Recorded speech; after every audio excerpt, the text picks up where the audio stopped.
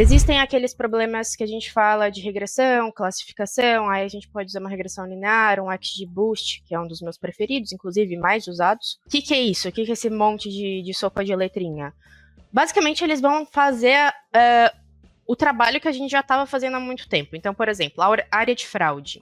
Toda vez que chega uma transação nova ali, esse algoritmo, a função dele é achar padrão em tudo que já foi fraude antes, por exemplo, achar o que padrão no que não foi fraude.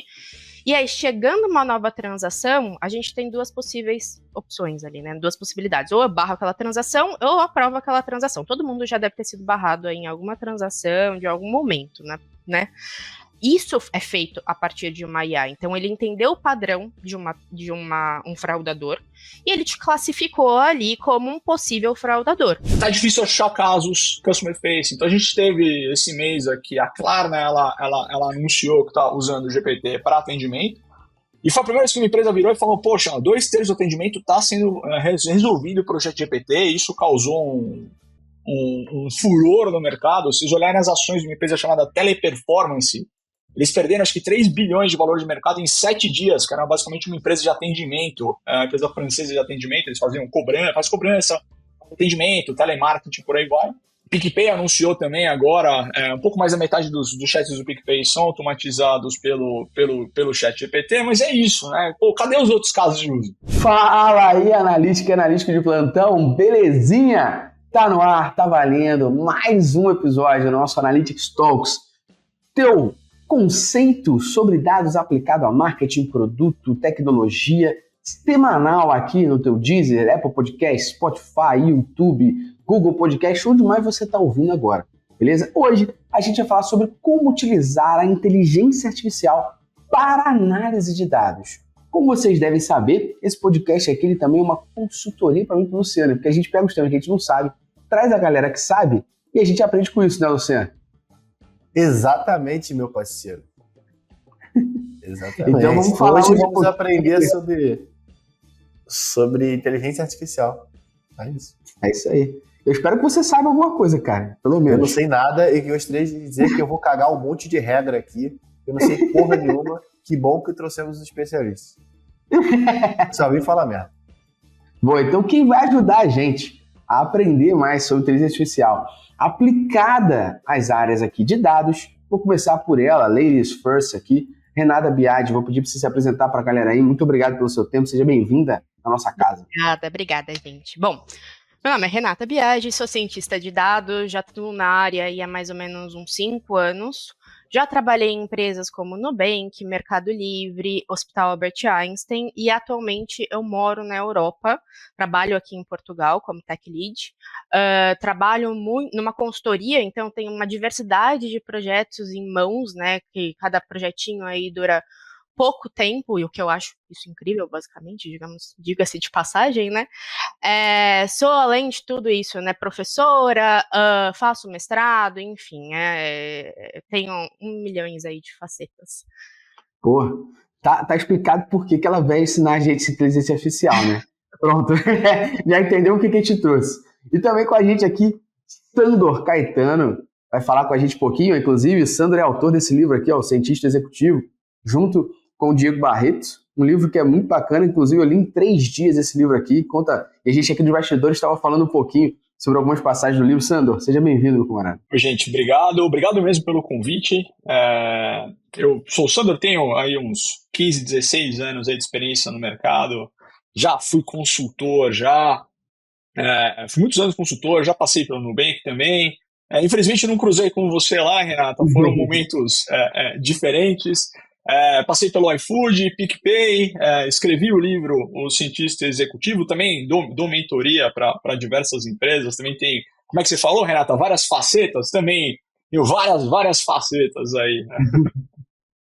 Boa, está explicado também, quem não conhece, inclusive, ó, eu vou deixar o LinkedIn tanto do Sandor como da Renata aqui na descrição e também o link do livro aqui do Sandor, do Cientista Executivo, aqui na descrição também. O link vai para a Amazon para você garantir tua moral lá, também que a Amazon dá moral pra gente de volta, né, botando um linkzinho ali de parceiro, então uma mão lava a outra, boa?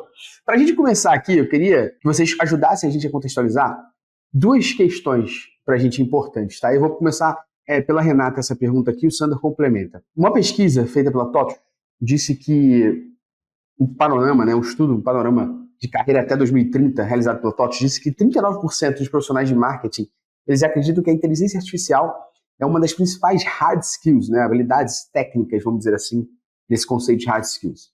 E ainda assim, 28% dessa galera acredita que a análise de dados também é uma segunda hard skill muito importante para eles em marketing. Eu queria fazer essa pergunta em dois contextos aqui, fechado, para vocês trazerem para a gente. Primeiro, por que vocês entendem que esse profissional de marketing, produto, olha para a inteligência artificial e para dados e acha que isso é tão difícil e complexo? Muitas vezes para a vida deles e para a área deles. E número dois, como é que vocês entendem, ou o que vocês entendem, enxergam pela habilidade de vocês e atuação de vocês, que motivou essa crescente adoção da IA aplicada a dados e marketing? Boa, vamos lá. Primeira pergunta, por que vocês acham que é tão complexo? Eu vou falar bem a real, gente, porque é complexo. Se você for, de fato, entender o que está por trás, é uma coisa que demanda um estudo absurdo. Se você for produzir, de fato, um modelo, entendendo certinho o que tem cada coisa, você tem uma camada, várias e várias, na verdade, camadas de conhecimento para você construir até chegar nesse ponto. E as IAs que a gente está falando hoje em dia são as IAs mais complexas. Então, é o que está por trás do ChatGPT, por exemplo, é o que está por trás de identificação de voz, de criação, né, de AI, criação de imagem, criação de texto, conteúdo, enfim. Isso é complexo. Então, sim, de fato é. É complexo usar? Não, definitivamente não. Qualquer pessoa consegue aliar IA com um trabalho, né? Tanto que, assim, você não precisa entender o por trás para usar, mas se você quiser construir algo personalizado, algo que vai ser específico para aquilo que você vai fazer, não é um software pago, nem nada disso por terceiros, né? Aí sim envolve, de fato, um estudo muito grande, que aí entra muito o escopo do cientista de dados, né, nessa área. Agora, falando o porquê que aconteceu esse avanço. E as pessoas veem, né, esse avanço, principalmente. O que eu vejo? Primeira coisa é que isso começou há alguns anos, né, com o avanço mesmo da computação. Então, a gente tem mais capacidade de processar uma quantidade grande de dados, a gente tem capacidade agora de rodar as coisas num tempo mais hábil, né, porque antes as coisas demoravam muito para rodar. Os LLMs, que são as tecnologias por trás do ChatGPT, enfim. A ideia por trás dele, no fundo, é ter uma quantidade absurda de dados. E com isso, com todo esse investimento que a OpenAI fez, isso possibilitou um modelo muito robusto, que faz coisas que a gente não imaginava até, sei lá, 3 anos atrás, talvez. A gente não imaginava que seria tão bom assim. Você fala com o ChatGPT, parece que você tá falando com uma pessoa de verdade. Ele responde certinho, né? Tudo bem que ele erra, mas tudo bem. A gente abstrai. A gente já vai falar sobre isso. Mas, enfim, tudo isso, né? Acho que isso abriu para o mundo uma visão muito grande da IA. Então, falou, olha, tipo, olha a gente aqui, olha o poder que a gente tem. Justamente por conta dessa primeira evolução da computação, de processamento de dados, velocidade e tudo mais, isso permitiu o desenvolvimento desses modelos que são mais avançados, que permite que chegue em pessoas que não têm tanta ligação com o IA ainda. Eu acho que esse buzzword que aconteceu, né, porque foi um buzz mesmo, aconteceu justamente porque chegou em basicamente todo mundo. Tem, claro, que essa questão de a gente, né, nós cientistas de dados, a gente já viu o poder da IA há muito tempo. A gente já sabia que isso era incrível. Só que essa questão mesmo de chegar aos ouvidos de quem nunca ouviu antes, eu vejo que está acontecendo mais esses últimos 2 anos. Legal. É esse o contexto. Isso é muito bom porque já acaba com metade dos especialistas de IA no LinkedIn. Né? O cara que coloca marketing, dados e IA, aí tu vai ver o cara faz isso há 6 meses, ele já é expert. Muito bom. Muito bom que você falou isso, não fui eu, porque senão o pessoal fala que eu tô arrumando confusão. Boa, pode complementar aí, Sandro. Não, agora que vocês falaram isso, eu posso colocar essas palavras como sendo de vocês e não minhas, então eu só vou complementar aqui. Por que eu acho interessante, e um dos motivos pelo qual a gente escreveu o livro é exatamente esse choque que o IA gera nas áreas, marketing sendo uma delas. O que acontece? O profissional de marketing, assim como vários outros em várias posições da empresa, principalmente as lideranças, elas estavam acostumadas a tocar o seu dia de uma certa forma. Então, dando exemplo lá de iFood. Do iFood, eu faço essa pergunta quando eu dou apresentação e é engraçado ver a reação das pessoas. Eu pergunto quem nunca comprou comida com cupom. Assim, Vou te falar. geralmente uma pessoa. É difícil. Eu até pago, cara, a mensalidade lá para ter não sei quantos cupons, Sandro. Olha, eu sou o pior, cara. Então, e eu faço essa pergunta, é uma pergunta retórica em apresentações, geralmente é uma ou duas pessoas que nunca compraram com cupom, todo mundo comprou comida com cupom. Isso foi um modelo de crescimento de muitas empresas, sei lá, até 2021, mais ou menos, que era crescimento a todo custo. No iFood não era diferente, o iFood dava muito cupom para crescer, enquanto crescia, construir os ativos. Logística, infraestrutura, aplicativo, por aí vai. O time de marketing, especificamente CRM na época, ele estava preocupado em quantos cupons eu preciso dar para fazer o número de pedidos que eu preciso para bater minha meta. E esse era o objetivo deles. Depois a gente passou para um segundo momento onde eles começaram a olhar para, poxa, como é que eu crio mecânicas diferentes que diminuam a canibalização. Então, por exemplo, eu como pizza sempre no mesmo lugar. O iFood começou a me dar cupom, eu usava o cupom do iFood para comer a mesma pizza no mesmo lugar. Não vale nada para o iFood, esse dinheiro investido não serviu para nada, eu estava só canibalizando. Eu estava mais feliz, gastava menos dinheiro, mas o iFood não estava mais feliz no processo. A pizzaria que eu comprava não estava mais feliz. Então o iFood começou a criar mecânicas para promoção. Então, pede uma feijoada na quarta-feira. Pô, eu não peço feijoada na quarta-feira. Se eu pedir uma feijoada, é um pedido incremental, não foi canibalizado. Pede um café da manhã, pede, sei lá, comida de cachorro no iFood, no pet shop do iFood. Beleza. Ao criar essas mecânicas, o time... Então, a decisão muda. Antes quantos cupons eu preciso dar para fazer X milhões de pedidos. Agora eu tenho X milhões de pedidos para fazer, quais são as mecânicas que eu vou criar para diminuir canibalização, no segundo estágio, até um pouco mais data-driven, o pessoal começava a olhar para isso. Mas esse é um poço sem fundo, porque a galera começou a criar mecânica, chegamos a ter, sei lá, mais de 800 mecânicas diferentes. Cupom para quem comprou açaí ontem, cupom para... Assim, uma maluquice. Quando você introduz uma coisa que na inteligência artificial e fala, cara, na boa, a inteligência artificial vai definir quem é que deve receber um cupom ou não, qual é o valor dentre essas mecânicas aqui. Então tem 800, me dá as 10 melhores. E o time de marketing não sabia responder quais são as 10 melhores, 5 melhores. Porque o objetivo deles era mais mecânicas, mais cupom, dá cupom para todo mundo. Quando você introduz o IA lá, você gera um choque na forma como a decisão é tomada. Então a decisão era quanto dinheiro eu vou gastar, quantos cupons eu vou dar, que mecânica eu vou criar. Agora eu não preciso nada disso. Me fala o que você quer, qual que é a sua estratégia.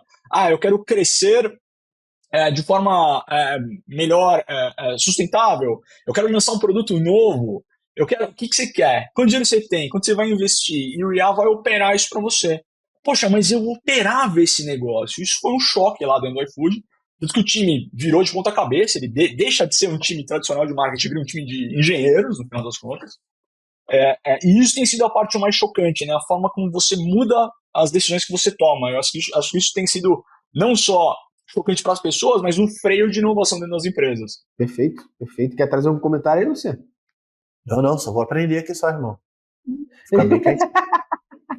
Bom, eu acho legal isso que o Sandor trouxe agora, complementando o que a Renata trouxe, que é muito legal, né? A galera tem um apelo, e como pessoa de marketing profissional que olha para isso, e que tentou e tenta até hoje se especializar cada vez mais na parte de analytics para olhar o marketing e produto orientado a dados, eu vejo que a galera é viciada em ser operacional, né?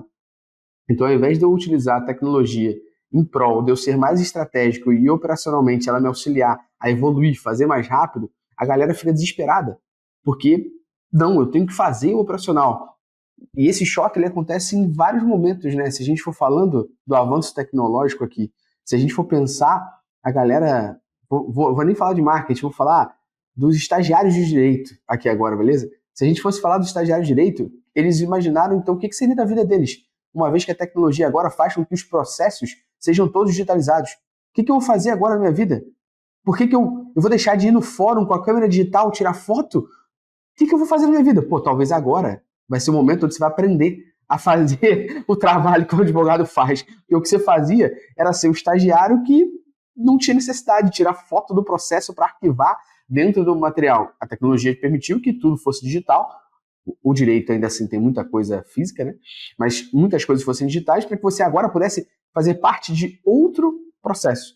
Que é aquele ali, que é um processo inclusive moroso e chato, só um exemplo aleatório, você não fizesse mais. Então, pô, eu duvido que num exemplo desse que é chato, o estagiário de direito olhou e falou assim, pô, a gente tá ferrado. O que a gente vai fazer na nossa vida? Porque agora a gente não vai mais tirar foto do processo, acabou a nossa função? Ou não?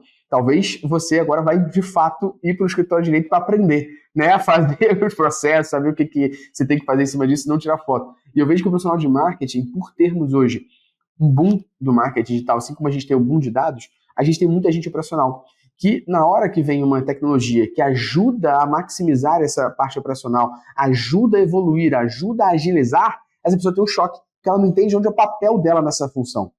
Porque ela não entendia antes também, pô. Ela não entendia antes. Não entendia antes também. Alguém tinha que fazer, né? É foda.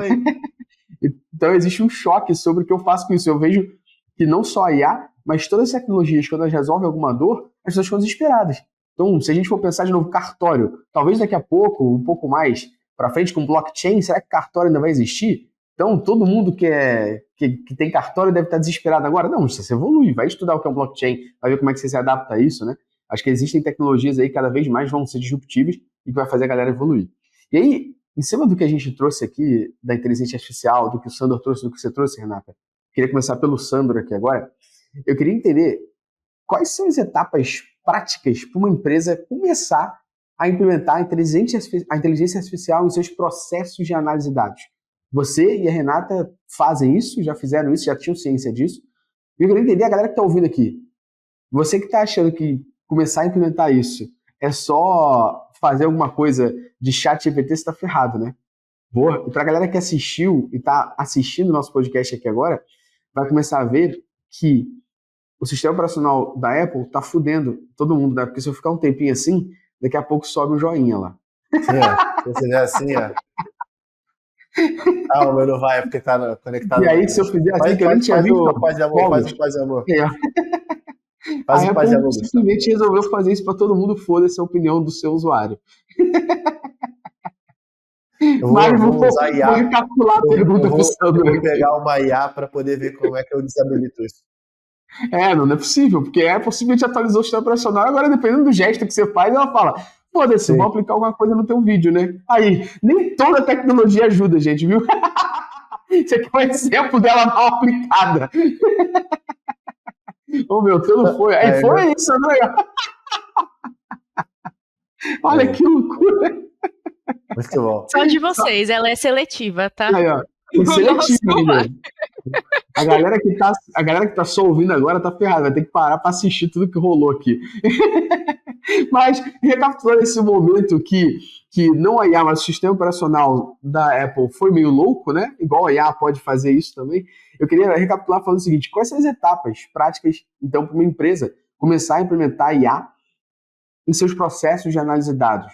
Porque tem muita gente aí falando no mercado, não, eu já tô fazendo uns prompts bem legais no GPT, e, porra, tô otimizando vários processos. Na minha visão, não que isso seja você começar a fazer alguma coisa, mas você começar a pagar que a tua empresa, porra, é toda automatizada em IA, porque tu tá fazendo prompt no GPT, é meio forte, né? Vamos lá, acho que tem um pouco mais amplo aqui, mas para empresas implementar IA, eu acho que até refraseando, como é que a empresa maximiza a chance, né, dela ter sucesso? Como é que a empresa faz para ter sucesso em implementar IA, implementar análise de dados? Então, o que muitas vezes acontece é que você tem um grupo de heróis lá dentro da empresa que começa a usar essas ferramentas porque precisou, porque teve vontade, porque teve necessidade, às vezes. Só que essas iniciativas esporádicas da empresa, elas são pequenas, elas têm uma chance alta de falhar, e elas não estão alinhadas com aquilo que é mais importante para a empresa. Então, geralmente, a pessoa que faz isso, ela toma um risco para ela ao iniciar esse tipo de iniciativa. Então, para você ter uma chance maior, para você ter mais resultado dentro de uma empresa, precisa ser uma estratégia que ela começa no topo. Ela começa com o CEO, começa com o C-level da empresa, com o pessoal que está no Olimpo. O que acontece? A partir do momento que a empresa decide, né, que vai investir em inteligência artificial, e até uma boa medida de maturidade, né? Você sabe que uma empresa ela é madura quando ela pega alguma coisa que é importante para ela e ela desprioriza para investir em inteligência artificial. O que geralmente acontece dentro das empresas a gente tem essas 10 coisas que são importantes e inteligência artificial. Não, mas da onde vem o dinheiro? Não vem. Vai fazendo aí, se vira. Mas na prática não. Nós vamos pegar esse negócio aqui, nós vamos guardar ele. Esse dinheiro aqui vai para você investir em inteligência artificial. A partir do momento que a liderança da empresa entende que isso é importante, entende que isso é prioritário, você tem que treinar as pessoas para baixo, porque essas skills geralmente não existem dentro de uma empresa. Então, a gente estava falando de marketing agora há pouco. O time de marketing não está acostumado a usar nenhum tipo de tecnologia, seja inteligência artificial ou seja analítica, sabe? E aí você cascateia a estratégia. Quais são os pilares mais importantes? Então, no caso do iFood, era logística e era marketing. Precisamos entregar bem rápido e barato e precisamos nos comunicar com o cliente para crescimento de uma forma que seja sustentável no tempo. Beleza, então tem os pilares, tem as frentes, as pessoas estão treinadas e principalmente o C-level está alinhado aonde vai o dinheiro, onde é prioridade. Porque geralmente os profissionais de IA são poucos e eles têm que estar atacando aqui, tem que atacar aquilo que é importante dentro da estratégia da empresa. Beleza, então isso aumenta as chances. Mas ainda tem o que é Analytics e o que é inteligência artificial. O Analytics, no final das contas, ele vai trabalhar com muito mais ambiguidade, ou seja, tem um monte de pergunta estranha aí, não sei como responder. E eu tenho dados, eles não estão estruturados, mas eu tenho em abundância. O objetivo do pessoal do Analytics, até comentava com o pessoal lá do iFood, você tá desbravando no meio do mato com uma peixeira lá, com um facão, na verdade. Quando você encontrar, de fato, aquilo que você quer, uma fonte de valor, aí vem o pessoal com um trator para construir uma estrada. E aí você pavimenta isso, constrói os seus modelos de IA para começar a gerar valor. Então é uma estrutura meio que simbiótica, né? Um acaba ajudando o outro a encontrar valor. O analista na frente, na ambiguidade, buscando valor, e seja o cientista, o engenheiro de machine learning, alguma coisa assim, construindo o IA que vai capturar esse valor em escala. Só não sei se... Lógico, né? Esse cenário aí é maravilhoso, perfeito, onde o C-Level está comprado sobre a utilização de inteligência artificial. Só que acho que eu daria um passo antes sobre o nível de maturidade com relação à análise de dados no geral. Porque se o cara ele começa com uma estratégia de usar a inteligência artificial para poder manipular esses dados antes de ter uma cultura de dados implementada e sólida, vai cair na água e vai ser dolorido, porque isso tem um custo muito alto e pode atrasar muito o processo de maturidade para o cara poder começar a utilizar dados. Ele quis colocar uma buzzword na frente de algo que é muito complexo, que é as pessoas terem, por premissa, utilizar dados para tomada de decisão. Então, acho que eu só daria esse... obviamente, mas acho que eu daria esse passo antes, porque durante esse processo, pelo menos que a gente tem, né? O iFood, beleza? E a gente tem o resto do mercado sobre maturidade e dados. Às vezes o C-Level vem muito comprado, porque viu um vídeo de um arrombado falando sobre IA, e aí ele quer implementar de top-down, e a gente não está preparado para isso, beleza? Então, acho que a gente teria que só dar esse passinho antes, para poder ver o estágio de maturidade com relação aos dados que aquela empresa está, para depois aí a gente partir para uma linha onde, cara, agora, para poder otimizar aqui, a gente precisa utilizar o IA para poder colocar lá na frente e resolver nossos problemas. Acho que é só esse passinho que eu aconselho a galera aí, porque na maioria das vezes as consultorias que a gente acaba prestando partem do princípio onde as pessoas têm um baixo índice de maturidade com relação a dados. Eles estão cagando para os dados ali. Eles não têm noção sobre a coleta. Então acho que para a gente poder chegar, imagina o custo e o prejuízo que não daria a gente plugar uma estrutura de machine learning ou de IA por trás desses dados e lá na ponta está coletado completamente cagado. Então acho que tem que ter esse nível de maturidade muito bem definido e estabelecido para aí a gente dar esse passo para usar IA. Só para complementar, Desculpa, só para terminar aqui, o iFood era assim. 2018, cara, era baseado na vontade do CEO. Não tinha nada, era uma empresa muito engraçada, não É o tinha dados, C-Level não tinha Driven, né? nada. Então o que aconteceu? O CEO fez, junto com o C-Level, um esforço tremendo de mudança de cultura. E isso levou 5 anos. Então hoje é fácil, o pessoal vira para mim e fala: ah, que lindo, vocês tinham milhões, vocês investiram, não sei o que lá. Toda hora eu escuto isso, né? Mas a real é que é uma mudança de cultura da empresa, certo? E uma mudança de, pô, gente, e também não adianta nada. Imagina que temos nós quatro aqui. A Renata vai começar a tocar a área dela de forma data-driven agora, vai começar a fazer teste AB e tudo mais, e a gente aqui na vida louca. Ela vai ter problemas, porque ela vai querer fazer as coisas do jeito mais correto e ela vai ser mais lenta do que nós à percepção da empresa. Entendeu? Já que a empresa não está olhando para dados nem nada, ela não tem nenhuma vantagem contra nós. Entendeu? E isso é um problema para ela, isso é um problema das empresas hoje. Por isso que o topo precisa entender que a Renata está trabalhando bem e nós três não. Sim. Isso tem que ficar bem Legal. claro. Entendeu? Com certeza. Boa, boa. Não, mas é isso mesmo. Eu acho que existem certas decisões que precisam ser top-down. É porque a estratégia da empresa não tem como uma pessoa que está lá embaixo falar, ó, vamos todo mundo ser data-driven agora. Não dá. Tem que ser top-down. Mas eu também concordo muito com o fato de a gente precisa ter um time para organizar a casa. Então, vem aí do C-Level, vem com a estratégia da empresa, e aí a gente contrata um time, por exemplo, de engenheiro de dados. Porque, gente, pelo amor de Deus, não vai contratar um cientista de dados logo de cara, porque ele não vai poder trabalhar sem ter dados. Aí vem a buzzword de novo, né, Renato? Esse sentido de dados é mais glamuroso, né, pô?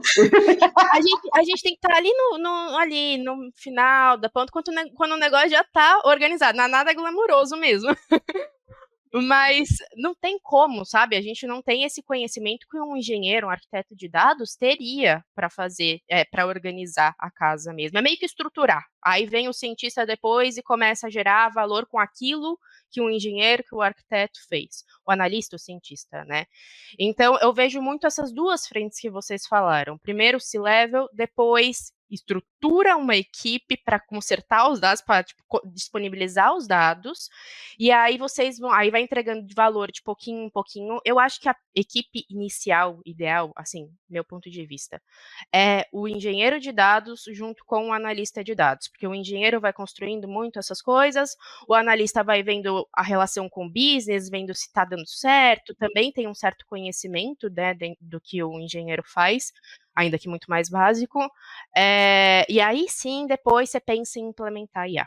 Mas você não acha que a gente deveria pensar, talvez, pensando que isso veio top-down, em uma cadeira que organize tudo isso? Ou seja, aonde que a gente coloca, quando a gente está começando uma área de dados, a gente coloca esse time? A gente cria uma vertical de dados de cara ou coloca isso debaixo de tecnologia? Porque eu vejo esse problema também. Chega o CEO da empresa, que tem um cargo, um padrão comercial, operacional, e aí ele quer tocar IA e pluga aquilo sem um contato com tecnologia muito forte, aí acaba virando, né, aquela festa com a criança comendo no chão, caralho, sabe? Virou uma doideira. Eu acho que eu queria entender de vocês, quando a gente está montando essa área, a gente coloca isso debaixo de tecnologia, cria uma vertical onde tem uma cadeira de CIO que vai orquestrar tudo isso, ou não, a gente consegue começar, nesse caso, com um pequeno time, que são 2 pessoas que vão responder ao CEO ou ao CMO, e a gente vai evoluindo a partir disso. Onde é que, se vocês pudessem, né, e tivessem dinheiro infinito, dizem, e se a gente não tivesse dinheiro, como é que a gente faria também?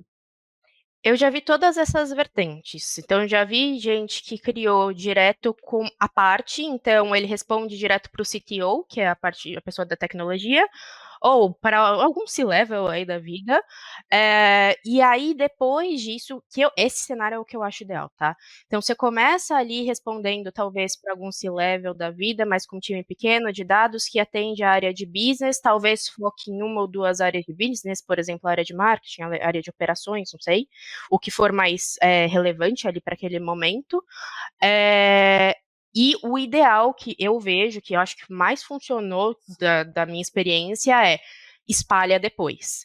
Então, beleza, eu tenho ali um engenheiro dedicado, um cientista dedicado para marketing, um cientista dedicado para logística e assim por diante, e todos eles é o que a gente chama de chapter, né, em alguns casos, mas todos eles vêm para um cientista master, e esse cientista master responde para o CTO, por exemplo.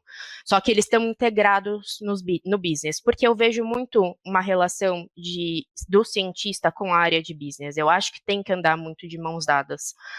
Então, quando você espalha dessa forma, ele consegue absorver mais o conhecimento. Só que para chegar nesse nível, eu acho importante começar ali com um time pequenininho, que vai tentar atender todo mundo, mas vai priorizar uma equipe e que está à parte, né, de todas as outras áreas.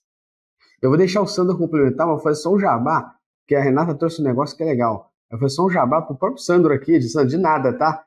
Porra, o livro que o cara falou sintetiza exatamente o que a Renata acabou de falar, o livro escrito, né? É o cientista executivo, exatamente o que a Renata falou. O cientista tem que trabalhar com alguém de business também para prover e mostrar valor pro negócio, né? Acho que ficou legal. Então eu não vou nem responder, assim o pessoal compra o livro. O que vocês acham? Link de afiliado aqui, Marco. Por onde eles comprarem não tem problema. Não, mas vamos lá, acho que a Renata matou. As empresas precisam criar essa cultura e precisam criar esse conhecimento dentro. Não é um negócio que você. Não é que nem contador, que você vai contato o pessoal, põe eles para trabalhar e eles já saem resolvendo. Para fazer essa mudança de cultura, algumas empresas. O nome mais manjado é transformação digital, né? É importante você ter uma parte centralizada com muita energia para empurrar isso dentro da empresa e criar essas boas práticas. A partir do momento que você tem ferramental, processos, cultura, e o pessoal entende o que está fazendo, aí você vai espalhando e vai empurrando mais para a ponta. Mas o começo é importante ter muita energia do C-level, alguns casos rápidos para você implementar para gerar resultado, para ajudar a criar essa cultura, e alguns grandes big bets, né, que são transformacionais para a empresa. E depois depois que a roda começa a girar, fica mais fácil você empurrar para a ponta. Legal. Eu queria trazer já um segundo ponto. Muita gente está ouvindo a gente agora, olha para IA e chama a IA de ChatGPT, né? Então isso que a galera olha, não, estou usando ChatGPT, estou usando IA. Automaticamente a IA é o ChatGPT e vida que segue. Tu já fala, se tu pensa desse jeito, você nem pode colocar no LinkedIn IA no teu perfil de nenhuma forma. Vou deixar aqui alguns pontos estabelecidos. Tu tem que conhecer pelo menos o Midjourney também, não, Luciano? Pelo menos. Não, tem que conhecer como funciona pelo menos um pouquinho, tá ligado? É porque, desculpa aí, Sandro. É porque, tipo assim, a gente vê uma porrada de gente se colocando como especialista IA e, pô, olha a quantidade de contexto que a Renata trouxe pra gente que precisa ser colocado para de fato você ser um especialista. Pô, tu só sabe perguntar pro ChatGPT, beleza? Tudo certo também. Não, se souber perguntar, já é uma puta habilidade, tá? Vou ser bem honesto pra você, ó. Meu joinha aqui. Olha o joinha. Se souber, você soltar fogos. Se souber essa habilidade, ó, solta até fogos pra galera. Que é já uma habilidade difícil e muito presente na vida de uma pessoa de dados. E eu queria trazer, em cima disso, quais são os tipos mais comuns de algoritmo de IA que a gente vê no dia a dia, que vocês usam, e para que uso, por exemplo, ele acontece? Vou começar pela Renata essa resposta aqui, e depois a gente pulveriza para o Sandro, para o Luciano também trazerem isso. Só para a galera entender que esse ChatGPT é uma das formas de usar, blá, blá, mas tem muito mais e tem outras específicas para cada situação também, né? Exato. Antes do ChatGPT a gente já usava IA há muito tempo, então muita coisa ali. Existem aquelas... Vou falar um pouco mais tecnicamente, mas eu vou também dando contexto. Existem aqueles problemas que a gente fala de regressão, classificação, aí a gente pode usar uma regressão linear, um XGBoost, que é um dos meus preferidos, inclusive mais usados. Que é isso? O que é esse monte de sopa de letrinha? Basicamente, eles vão fazer o trabalho que a gente já estava fazendo há muito tempo. Então, por exemplo, a área de fraude. Toda vez que chega uma transação nova ali, esse algoritmo, a função dele é achar padrão em tudo que já foi fraude antes, por exemplo, achar o que padrão no que não foi fraude, e aí, chegando uma nova transação, a gente tem duas possíveis opções ali, né? Duas possibilidades. Ou eu barro aquela transação, ou eu aprovo aquela transação. Todo mundo já deve ter sido barrado aí em alguma transação, de algum momento, né? Isso é feito a partir de uma IA. Então, ele entendeu o padrão de um fraudador e ele te classificou ali como um possível fraudador. Isso é feito a partir dos algoritmos, dele entendendo o padrão e assim por diante. Coisas mais básicas até, básicas no sentido do nosso dia a dia, porque a ferramenta em si não é nada básica, mas sistema de recomendação da Amazon, do Netflix, que está ali todo recomendado para a gente, isso é IA também. A IA está presente no nosso dia a dia. E tudo isso claro, tem toda uma matemática muito robusta por trás, tem toda uma construção de conhecimento muito robusto por trás, muito teste, muito treino, muita falha, até chegar onde chegou, que a gente tem hoje, né? O ChatGPT, que a gente fala, ele é uma das coisas mais avançadas, então ele é ótimo, mas também porque ele é uma das coisas mais avançadas, teve muito chão aí até chegar nele. Perfeito. Muito mato e facão, né, Sandro? Muito, demais. Hoje, por causa do GPT, foi a primeira vez que as pessoas entraram em contato com o IA tão evidente assim, quando foi o lançamento do ChatGPT. Foi a primeira vez que os civis tiveram contato. Hã? Ficou acessível, né? Pra galera mais mundana, né? E é impressionante, né? Porque você pegar qualquer pessoa no mundo hoje tem acesso grátis ao que tem de mais potente do ponto de vista de inteligência artificial.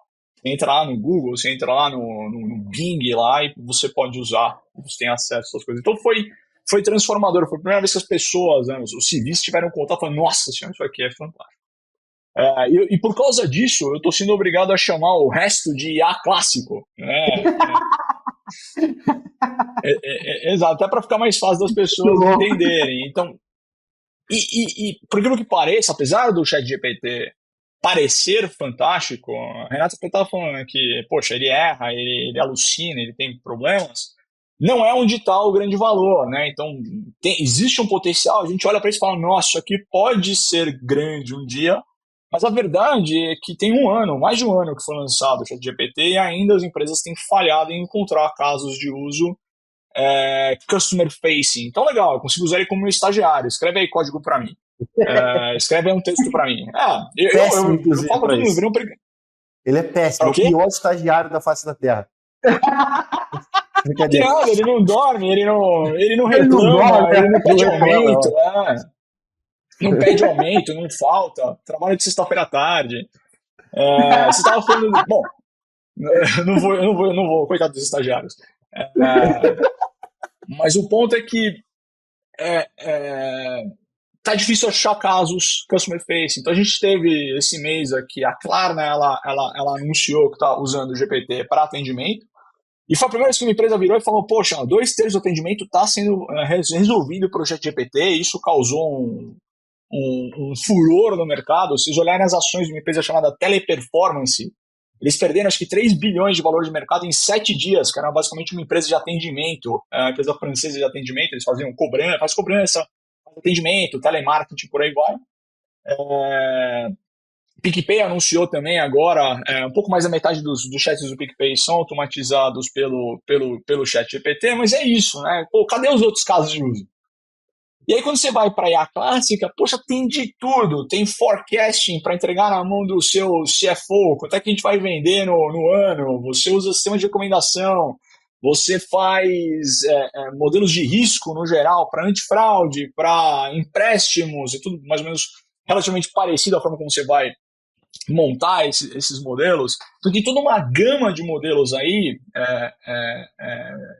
de IAs, a gente usava muito em coisas em logística, dependendo até heurísticas lá, que a pessoa não tem contato. No caso do iFood, a comida chega na sua casa, você pede um cartão, parabéns, você tem crédito ou você não tem crédito, tá aqui o seu limite. Você não sabe que tem um IA lá atrás, por trás, tomando essas decisões, entendeu? Ou gerando insumo para a tomada dessa decisão. Sim, uma coisa que eu acho legal, sobre tudo que a gente trouxe aqui, é sobre a questão também da alucinação e da confiabilidade nos resultados gerados pela inteligência artificial. Como a gente lidar com isso? Eu queria trazer um ponto só legal aqui, para a galera que está ouvindo a gente, que é muito, para mim foi muito engraçado, tá? Porque eu falei isso para 2 pessoas e as pessoas falaram que estavam usando e eu comecei a rir. Porque eu falei assim, pô, como é que eu acabei de fazer uma fake news, né? Mas eu fiz uma fake news em cima de teste para o podcast aqui, tá bom? Já avisei para as pessoas, tá? Então pra galera ficar ciente. Eu falei pra galera que o ChatGPT ele já podia ser integrado ao seu Google Analytics e que ele trazia para você respostas simples de perguntas que você gostaria de ter. Então se você chegasse e falasse assim, diz para mim quais foram as minhas 10 principais origens de tráfego que trouxeram transação, e o ChatGPT trazer para você. Mas para isso, você tinha que primeiro pedir para o ChatGPT saber como você integrava. E aí você perguntava, o ChatGPT, ele alucinou, ele ficou louco. O que ele fez? Ele mandou um passo a passo para mim de como é que eu liberava acesso para ele. Com e-mail. Um e-mail, ele me deu um e-mail. chatgpt@gmail.com. Se eu liberar acesso pro GA, essa parada que o russo que deve estar acessando essa porra. Quem é que vai estar acessando esse negócio? E aí, pô, não liberei, e aí depois falei que tinha acesso liberado. O ChatGPT disse pra mim que, obrigado, eu constatei que o acesso já foi concedido.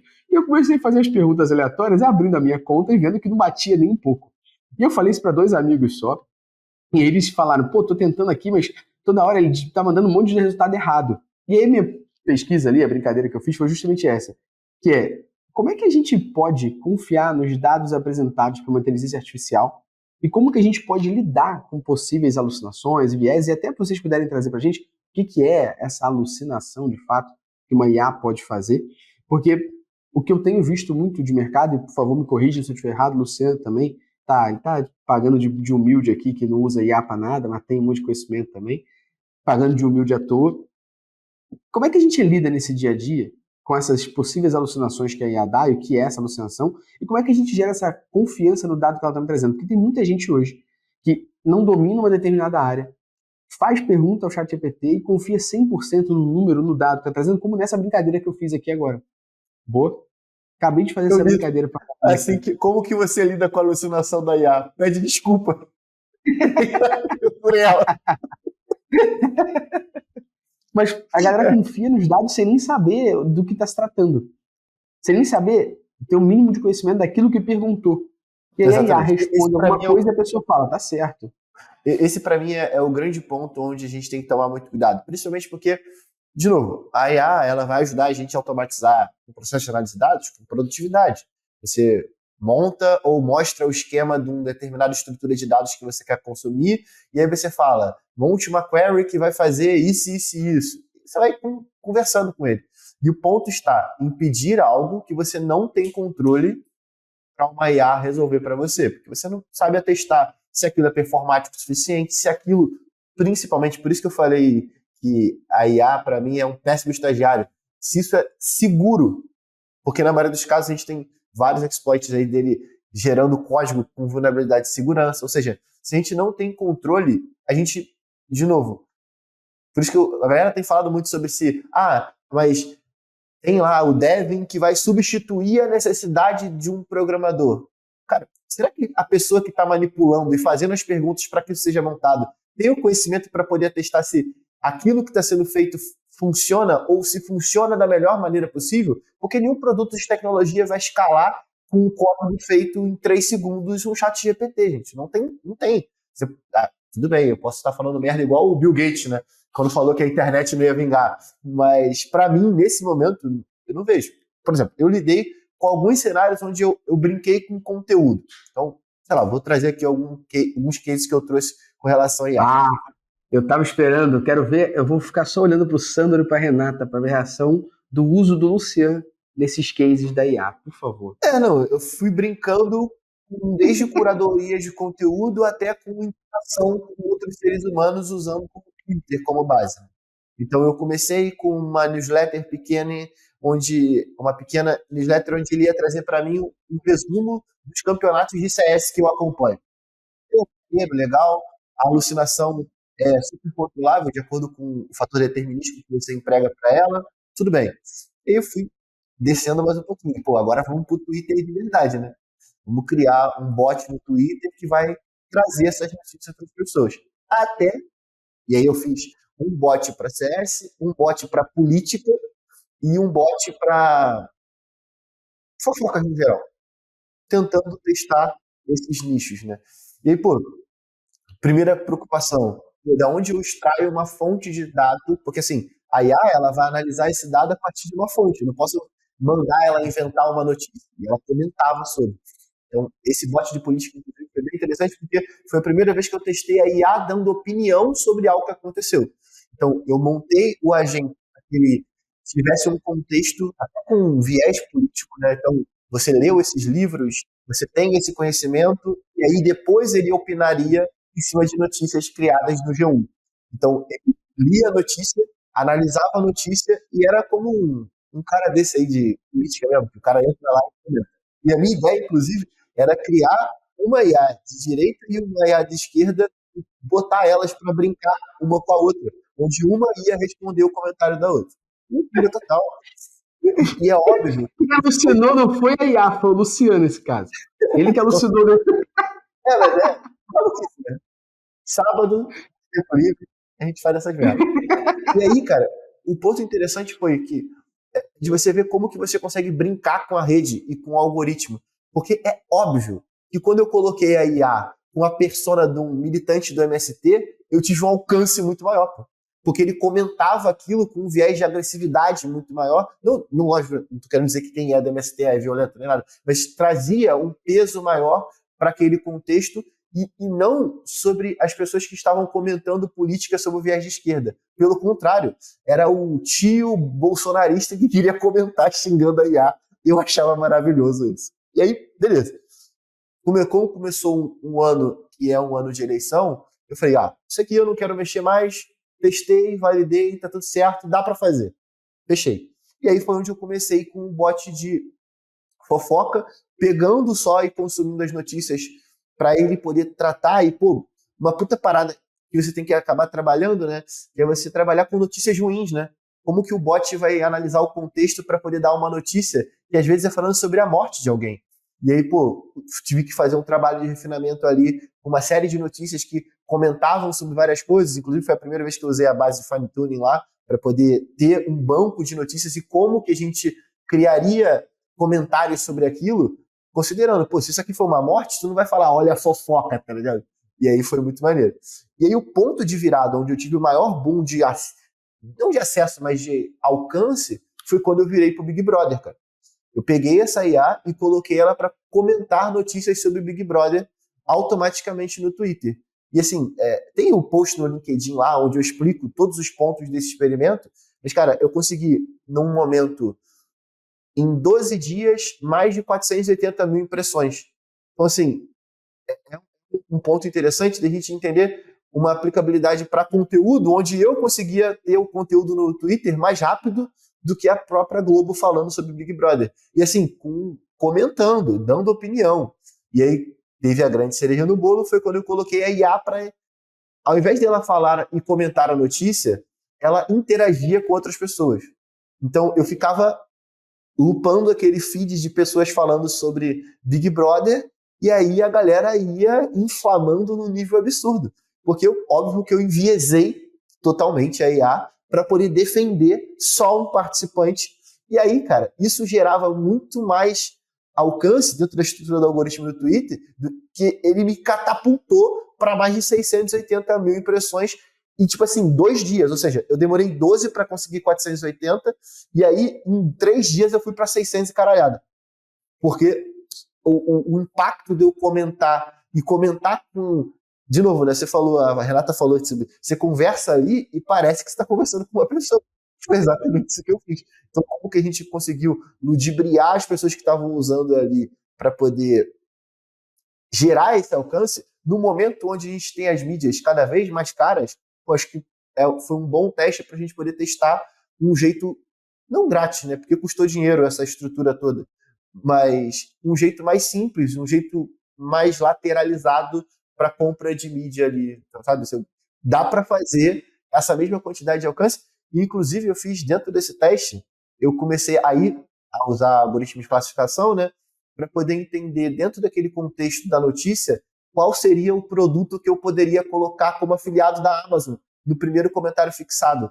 E aí teve um ponto maneiro, porque dentro das notícias que ele foi publicando e comentando, teve uma que ele colocou a CIF que é um produto de limpeza, que era patrocinador do Big Brother, que eu vendi produto da CIF como afiliado da Amazon. Que loucura, né? E a CIF interagiu achando foda a interação daquela IA. Porque, de novo, se você for fazer algum tipo de experimento, isso é a dica de quem apanhou, né? Se você for fazer algum tipo de experimento com IA no Twitter, diga no perfil que aquilo é um experimento com IA, tá? As pessoas vão te xingar mesmo. E aí foi mais ou menos isso. Você já falou sobre aplicabilidade, esse foi um dos jeitos que eu mexi recentemente. No final, para Renato e o Sandro poderem falar aqui para a gente sobre como a gente confia nos dados ali, nas informações. Desculpa, eu virei totalmente a conversa. Não, relaxa, mas que uma IA traz para a gente, fica uma dica de vida. Sábado à tarde não tem o que fazer? Vai para a praia, pro shopping, pega um cinema. Tem coisa legal para fazer do que botar bote para brigar. Talvez um ponto interessante do como que eu usei a IA para analisar os dados é que eu fiquei consumindo os dados de analytics do Twitter para ele poder buscar automaticamente a maneira de escrita que trazia mais resultado. Então, eu sempre atualizava aquela base ali baseada nos dados. E aí, assim, tem dia que ela é muito doida, tem dia que ela é muito baixa, tem dia que ela acerta muito, mas, no geral, funcionou bem. Porque aí eram os dados muito estruturados, né? Talvez se eu estivesse utilizando dados pouco estruturados ou nada estruturados, eu teria péssimos resultados. Eu vou pedir pro... Então quer dizer que quem sair desse podcast aqui, no fim de semana vai montar um bot para irritar o tio bolsonarista. É isso? Não. Essa é a lição que fica. Imagina, você integra no seu próprio WhatsApp. Aí ele vai responder no seu E sabe o que é mais doido? Porque dentro desse experimento, teve uma hora que a IA interagindo, comentando os tweets de outras pessoas, começou a ficar caro, obviamente, né? Porque o volume de pessoas falando sobre Big Brother em alguns momentos é absurdo. E aí eu pedi para o ChatGPT mesmo, me gere 50 tipos de resposta que não significam nada, mas vão na verdade, vão provocar a pessoa que escreveu o tweet. E aí, ele gerou 50 frases genéricas que eu só fazia um random e respondia, e o meu alcance não caiu. Ou seja, nem precisa de IA. Você que está ouvindo aí, assistindo a gente, tá? Um exemplo do Luciano aqui, como é que ele testou uma IA e tal. Tu não precisa fazer. Eu não sei que tu quer evitar teu tio, né? Pô, pega aquele teu tio flamenguista, tu quer dar zoar teu tio corintiano, aí tu pega só coisa para tu pode fazer com a IA. Que tu nem se dá o trabalho e fica zoando teu tio e tua tia ali. Mas... Agora eu tô fazendo uma outra para poder irritar os outros também. Eu peguei uma base de... Deixa pra lá, vamos falar de dados. Vamos falar aqui, porque o Luciano já alucinou. Então eu vou querer que vocês, Renato e Sandro, processem pra gente aqui o seguinte: como é que a gente entende que uma IA alucinou? E dois, o que a gente pode fazer para garantir a confiabilidade naquilo que a IA tá fazendo pra gente, no dado que ela tá trazendo? É muito o que o Luciano fez. Entendimento daquilo que ele tá tratando. Então, ele sabe quando a IA tá fazendo merda ali, que tá fazendo sentido nada disso aqui, e quando não tá. E esse é o erro muito comum de quem trabalha com dados, ou quem tá querendo começar a trabalhar com dados. Tem muito aluno por aí meu, né, que eu pego ali, ou mentorado, enfim, que a gente faz ali um trabalho com eles de, entender quais as principais falhas, olhar o portfólio, tipo de coisa, aí eu vejo um código que não faz sentido, que é um código que está errado, que se você estudasse machine learning, os conceitos mais básicos que tem ali, sim, sabe que está errado. E o que ele fez, no final das contas? Usou o ChatGPT para gerar aquele código. E o ChatGPT falha. Se você não sabe o que você está fazendo, você corre o risco de você perder muito dinheiro se você implementar, por exemplo, um código desses. Nesse caso, né, de alucinar, só para contextualizar, né, gente, alucinar é ele errar ou ele falar uma coisa absurda. A gente já falou disso, mas só para deixar isso claro. Nesse caso aí de código, é o que eu falo muito. Primeiro, aprende na raça. Aprende código na raça, aprende os conceitos na raça. Depois, usa e abusa. O ChatGPT está na minha vida cotidianamente. Eu converso muito com o ChatGPT, ele é meu melhor amigo. A gente fala, ele me passa os códigos, leio tudo, eu implemento o que ele faz, se eu leio, né, antes o código. Exatamente. Se eu percebo algum erro, não, obviamente não. E, inclusive, a gente tem altas discussões ali, porque a gente fala, não, isso aí tá errado. É quase um Exato. né? É uma DR ali, não, isso aí tá errado por causa disso e disso e disso. Ele fala, é verdade. E, gente, ele sempre vai dar o braço a torcer. Mesmo que ele esteja certo e você fala que ele tá errado, ele vai dar o braço a torcer e ele vai, inclusive, reforçar o seu erro, se você tiver errado. Ainda é tóxico, né? Ele tem graves problemas disso. Autoestima, né? Não, na verdade é autoestima mesmo. É Se você autoestima fala que ele dele. tá errado, a partir de agora você Ele tá acha. certo e ele tá errado o resto do chat. É isso. Eu até abro outro chat, porque eu falo, esse aqui já morreu, não vai dar mais. Mas enfim, você pode usar, você deve usar o ChatGPT, ele agiliza muito o seu trabalho. Só que saiba aquilo que você está fazendo. Use, peça conversa, peça ideias e tudo mais, mas seja crítico naquilo que você está fazendo. Saiba antes de mais nada. Porque a ideia dele é agilizar e não cobrir um gap técnico que você tem. Eu acho que a gente tem que partir do princípio de que tudo que a gente vai falando de IA está entre o 0 e 1. Nunca é perfeito. Nunca é certo. Você vai ter que aprender a falhar e quando você falhar, como é que você reage? Eu falo que você tem que aprender a falhar com graça. Você vai criar um modelo de IA clássico para determinar se um pedido é fraudulento ou não. Às vezes você vai errar, você vai bloquear um cliente bom. Às vezes você vai deixar uma fraude passar porque tem uma probabilidade de estar certo ou não. A mesma coisa uma recomendação. Vou colocar um restaurante na sua cara, um filme na sua frente. Não necessariamente você vai gostar daquela recomendação ou não. E tudo bem.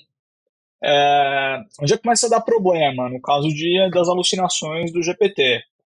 E principalmente, por isso que eu falei, né? A gente está com muita dificuldade de encontrar casos de uso que sejam customer facing, que você consiga de fato entregar alguma coisa para o seu cliente, ou automatizar um processo de ponta a ponta. Vocês já devem ter visto aqueles casos, né, daquela concessionária da GM que botou um chatbot para atender os clientes. Um dos clientes fez uma espécie de jailbreak com ele e comprou um carro por $1. Teve um outro advogado que usou o ChatGPT para gerar precedentes de um caso e era tudo alucinação, e aí pegaram ele, um caso acho que da Avianca. Então, assim, ele vai alucinar. Mas eu quero construir alguma coisa. Tá bom, então você tem uma abordagem que você pode tentar é tratar o GPT não como um sistema de perguntas e respostas. Ele vai responder. E ele tem ego infinito, ele vai te responder, é impressionante. E se ele errar, ele vai continuar. Se você não falar para ele vai continuar improvisando, porque é assim que ele pensa, né? Então, quer dizer, não pensa, né? Nós, ou melhor, a maioria dos seres humanos pensa. A maioria dos seres humanos pensa quando vai falar. Então eu consigo me arrepender do que eu estou falando, montar uma estrutura na minha cabeça e falar. Os LLMs, elas processam token a token. Então, se ela errar um token, né, se ela errar como se fosse uma separação silábica, se ela errar esse token, ela vai continuar improvisando em cima disso, porque ela tem ego infinito, né? Ou seja, ela vai continuar errando, e aí daí surge essa alucinação. Então, em se tratar ela como um sistema de perguntas e respostas, talvez tentar tratar como um sistema em que recebe um input de texto, pode até conversar, se estiver pensando num assistente, mas na hora de tomar uma ação, ela busca dentro de um grupo pré-determinado de respostas a resposta correta e te envia. Então ela meio que tenta entender o universo, gera uma resposta baseada na inteligência dele, acha a resposta pertinente, se não achar, não responde. A coisa mais difícil que tem, por aquilo que parece, é fazer um IA calar a boca. Como é que o IA não te responde? Né? Porque ele sempre vai responder, sempre tem uma probabilidade, por mais baixo que ela seja, ou sempre vai ter um texto, ele sempre vai cuspir um texto. Fazer ele ficar quieto quando não existe uma resposta é o mais difícil. Então, tentar afunilar os casos. Só qual é o problema? Ao afunilar os casos, ele perde a mágica dele. Então, você está meio que lobotomizando ele. Então, as empresas, para implementar isso, né, elas vão ter que encontrar o equilíbrio. Então, quão livre pode ser o GPT para falar e para alucinar, versus no ponto que você não pode errar nas suas respostas. Legal. Acho que podia ter um botão agora chamado Senta lá, Cláudia, o GPT, né? Senta lá, Cláudia, ele tá paradinho aqui. Mas, tem a mãozinha, né? Tem a mãozinha, né? Ele estava falando sobre construir algo de fato. Vou até dar um outro exemplo que a gente está utilizando aqui, para não parecer que eu sou o maluco do bot do Twitter, beleza? Mas a gente está usando aqui muito para poder... Tarde demais, viu? Lembra do que, por ser um ser humano, a gente tem a capacidade de se arrepender, né? Talvez eu esteja um pouco... não pode crer. Mas o ponto é, a gente está usando aqui para poder... Primeiro, a gente está transcrevendo todas as nossas aulas para a gente poder conseguir montar um gerador de planos de estudos com essa classificação sendo feita através de inteligência artificial. Então, acho que é um outro exemplo de como a gente pode utilizar isso, ou até como gerar para os nossos professores aqui, a como que eles podem fazer ou criar exercícios baseados nas aulas ali. Então, só para poder trazer uma aplicação real de negócio que a gente está montando aqui, que não é loucura, porque eu alucinei, me desculpa. Peço perdão por isso. Uma fascinação boa. Luciano, se tem uma coisa que eu não tenho ego inflado para falar, eu também não sou humilde demais, eu sei que você não alucina, é onde a galera pode estudar sobre marketing e produto orientado a dados. Olha, não tem como alucinar nessa, você pode acessar métricasbossprime.com.br. Alucinei, viu? Alucinei. Prime.métricasboss.com.br. Link na descrição para a galera não errar. Boa. Beleza, pra galera não errar, o link tá na descrição aqui, ó. Clica, tu vai garantir a moralzinha para você lá. E 2, Luciano. Se você perceber que você tá alucinando, tem alguma coisa que você pode tomar que te recompõe. Tu conhece? É isso aí que tu tá tomando aí, inclusive, que eu não tomei, por isso que eu alucinei. Isso aqui é um Coffee mais forte. Isso, inclusive, ó, rapaziada Renata, Sander, quando a gente trombar em São Paulo, Coffee Mais é o nosso patrocinador aqui. Pra galera de tecnologia, a Coffee Mais, a logo dela é Coffee e 2 maisinhos, assim, um do lado do outro, né? Então a galera de tecnologia apelidou de Coffee Plus Plus, mas o nome é Coffee Mais, e é o café que patrocina aqui nosso podcast. Tem café em grão, tem drip coffee, tem uma série xícara, tu compra camisa, clube, assina, é muito bom. E tem desconto no nosso link aqui pra galera poder comprar cápsula, café em grão, café em pó, drip coffee, entre outros produtos da Coffee Mais. E eu faço questão, hein, Coffee Mais, ó, parceria com a Coffee Mais vai bancar pra eu ir lá em Portugal entregar isso pra Renata, viu? Por favor, tô esperando. Quero esse patrocínio. Boa, gente, Coffee Mais, só pagar que eu vou lá, hein? Pega um avião aqui rapidinho, pega um da TAP, tranquilo. E, Sandra, quando eu estiver em São Paulo, a gente leva pra você aí, pode deixar, viu? Se você gostar de café, tu vai curtir, boa. Luciano, a gente já deu nosso momento jabá do Faustão aqui, os reclames do Plim Plim, né? Trazer pra galera aqui agora mais umas últimas perguntinhas pra gente já ir pros nossos finalmente. Eu vou trazer uma pergunta e depois a gente tem o nosso momento bate-bola, que a gente vai fazer uma pergunta pra vocês, vocês vão nem pensar, vocês vão falar aquilo que tá aqui na garganta, no coração, o momento fala que eu te escuto. Mas antes disso, a gente falou muito sobre cultura e a gente falou muito sobre muitas decisões serem top-down, né? Da gente pegar um C-Level, um CTO e falar como a gente vai despriorizar alguma coisa para priorizar uma inteligência artificial, como a gente vai estruturar um pequeno time. Eu queria entender como é que a gente pode, de fato, garantir que a equipe esteja alinhada, incorporando o IA na análise de dados e como que a gente pode, como vocês fazem e já fizeram, promover essa aceitação cultural na mudança da galera. Como a gente falou um pouco aqui ao longo do podcast, muitas vezes isso dá um choque. As pessoas olham, como o Sandro falou, você fala de marketing, a galera não sabe tecnologia, muitas vezes não está acostumada a usar tecnologia. Renata falou aqui, a gente está muitas vezes olhando métodos operacionais que vão agilizar e a IA vai permitir que você faça isso. Então, queria começar com o Sandro aqui agora. Como é que a gente pode melhorar essa aceitação cultural das pessoas e como que a gente pode entender que as pessoas estão alinhadas e, de fato, incorporando o uso da IA no seu dia a dia ali dentro das empresas? Complementando, né? Então começa por cima, começa com uma estratégia bem definida da empresa de como é que a gente vai tratar essas novas tecnologias, certo? Para que todo mundo entenda, a partir de agora, esse é um novo ferramental que a gente está investindo para usar aqui. Para garantir que está todo mundo alinhado, eu particularmente gosto, e acho que tem muito a ver com até cultura de iFood, de metas bem agressivas, para que, não por serem agressivas, mas porque isso faz com que as pessoas sejam obrigadas a pensar e agir diferente. Aquela história do cavalo mais rápido, beleza, né? O que você vai me entregar é um cavalo mais rápido, todo mundo põe aquela meta aqui, opa, isso aqui vai dar, se eu der um esforcinho aqui. Não, ó, é o dobro agora. Por que é o dobro? Porque você vai correr atrás disso e vai ter que entregar de formas diferentes, você vai ter que pensar diferente. Porque se a gente tivesse nessa de cobrar só um incremental, a gente estava criando mecânica até hoje, até, sei lá, dezenas de milhares de mecânicas de CRM, por exemplo, dentro do iFood. Então, ter metas desafiadoras é extremamente, extremamente importante. E você precisa ter algum grau de investimento em pessoas e tecnologia para apoiar isso. Se você não. Você só colocou a meta e fala corre atrás. Se vira, né? Se vira, não vai ajudar ninguém.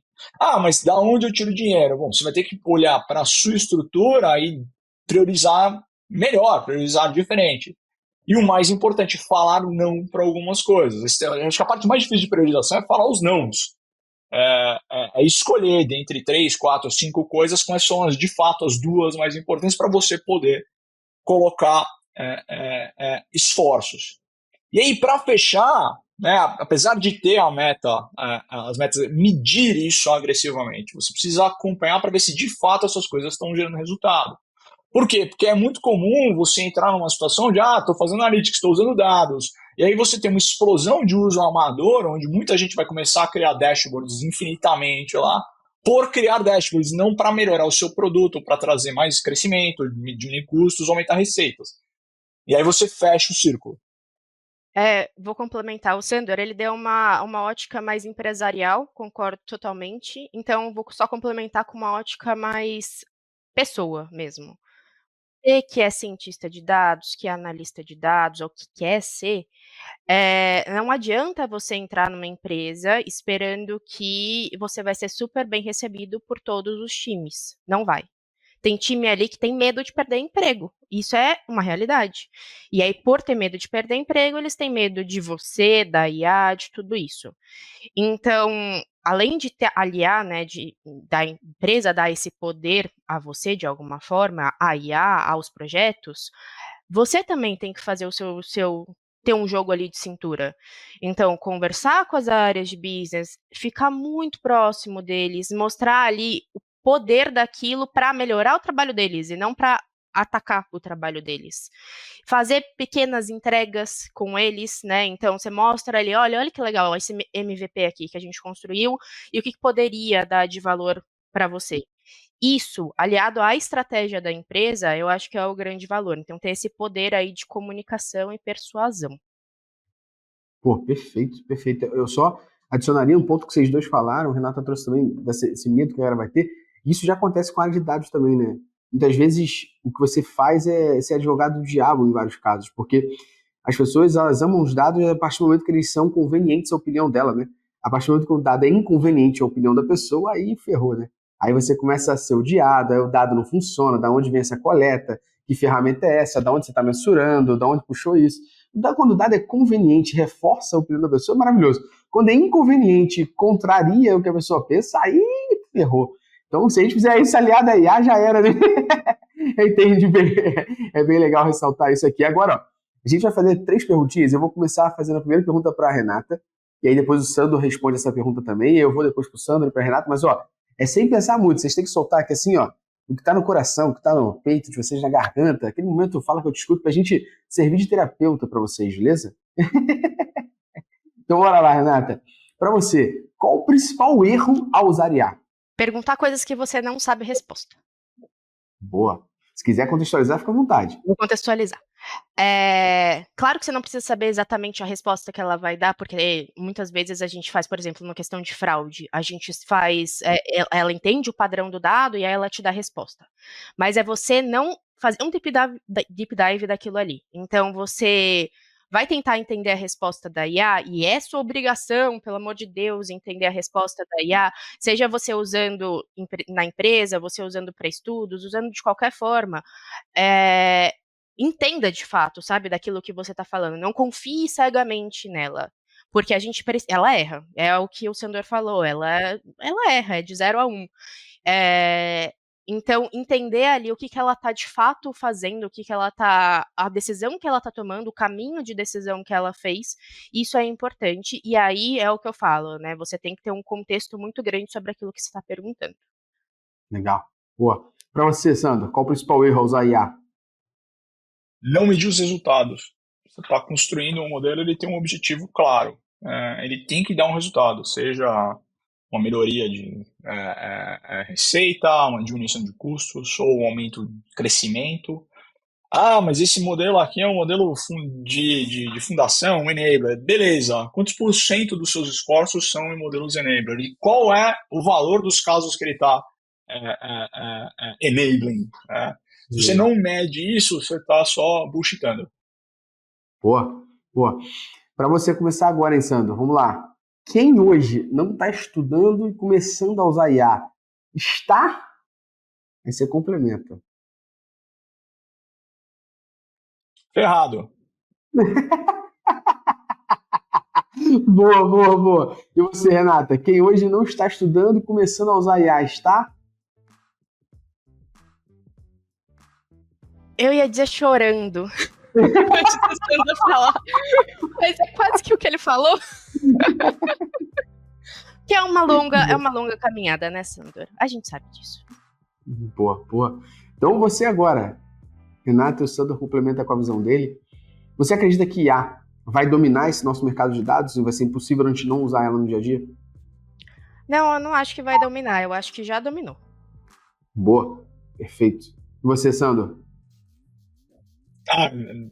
Agora é ladeira abaixo. Eu acho que cada vez mais a gente vai ter mais aplicações de IA que vão ajudar a gente a ser melhor naquilo que a gente faz, pensando em analytics, por exemplo, cada vez mais tirar a carga operacional do seu trabalho e te ajudar a ir mais para a ponta, entregar valor. Então, a própria função de analytics, no final das contas, ela vai mudar muito nos próximos anos e vai empurrar todo mundo mais para a ponta, para perto do produto, para perto do cliente. Concordo plenamente. Luciano, aulas, hein? Porra, a gente se dá muito bem com fazer podcast. A melhor coisa que eu fiz na minha vida foi perder a vergonha de ser host de podcast, que aí eu não tô fazendo, só vou chamando a galera, vou pegando os temas que eu não domino, trago aqui e vou aprendendo, porra. Melhor coisa que eu fiz na minha vida. Já saí daqui infinitamente melhor do que eu estava em IA, né, Luciano? Com certeza. Renata, obrigado pelo seu tempo aqui. Muito obrigado pelas trocas e conversas. Foi um prazer te conhecer aqui virtualmente, ainda que sim, mas com muito conteúdo que você trouxe pra gente. Eu que agradeço. Espero vocês aqui em Portugal. Vou aí, Coffee mais. Sandor, obrigado pelo seu tempo também, cara. Obrigado pelas trocas aqui, por todo o conhecimento que você trouxe pra gente. Eu que agradeço o convite. Obrigado pelo jabá, obrigado por ter mostrado o livro. Obrigadão, gente. Boa. Aí, ó. Você que ouviu a gente até aqui, de nada por essa aula em formato de vídeo e podcast, falando sobre IA aplicada à área de dados. Muito obrigado. Não esqueça de se inscrever se tu tá ouvindo aqui no YouTube. Se tu tá no Spotify, de seguir. Se tu tá no Deezer, Apple, Google Podcasts ou no Spotify também, ó, pega os seus dedinhos e faz assim. Dê nota 5 aqui pro nosso podcast que vai dar moral pra gente. Beleza? Então até a próxima semana. Valeu!